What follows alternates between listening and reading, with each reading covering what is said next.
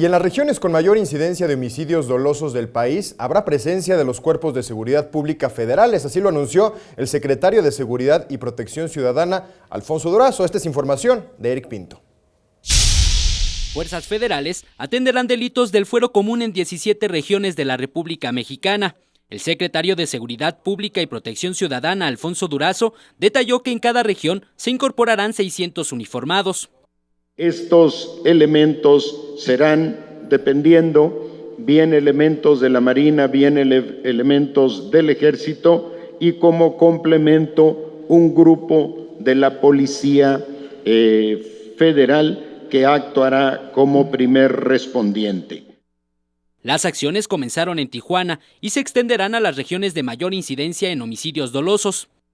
En el caso de Tijuana, 202 homicidios el mes de diciembre, Juárez 77, Acapulco 62, Tlajomulco 62, Benito Juárez 55, Irapuato 54, Guadalajara 52, Salamanca 46.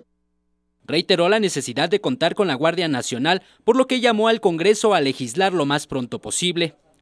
Instrumento que nos permitirá reclutar nuevos elementos y ampliar el estado de fuerza.